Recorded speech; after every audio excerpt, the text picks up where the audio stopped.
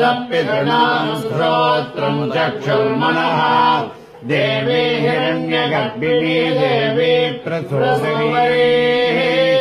रसने सत्यायनी सीता समुद्रवती सावित्री हनो देवी मह्यगी महोदरणी महोदरिता शृङ्गे शृङ्गे यज्ञे यज्ञे विभीषणी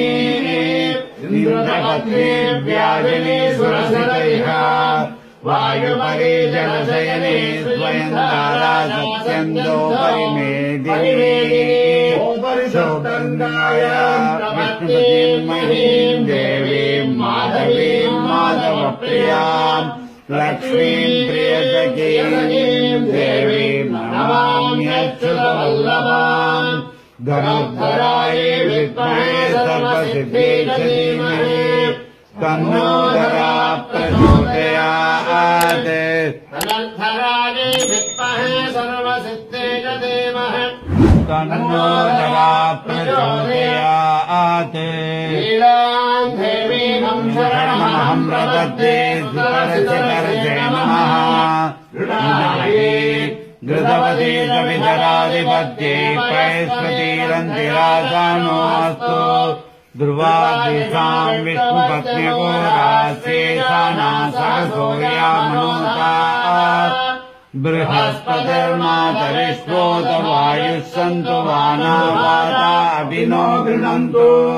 विष्णुर्वरुणपृथिव्या अस्येषाना जगतो विष्णुपत्नी महादेव्यै च विद्महे विष्णुपत्नी च धीमहि तन्नो नीला प्रचोदयात् महादेव्यै च विद्महे सत्यै च धीमहि तन्नो नीला प्रचोदयात् शन्नो मित्रश्चम्बर्णः शन्नो भवत्वर्यमा शन्न इन्द्रो बृहस्पतिः शन्नो विष्णुरुक्रमा नमो ब्रह्मणे नमस्ते वायो त्वमेव प्रत्यक्षम् ब्रह्मासि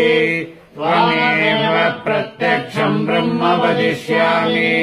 ऋतम् वदिष्यामि सत्यम् वदिष्यामि तन्मामवतु तद्वक्तारमवतु अवतु माम् अवतु वक्तारम् ॐ शान्ति शान्ति शान्ति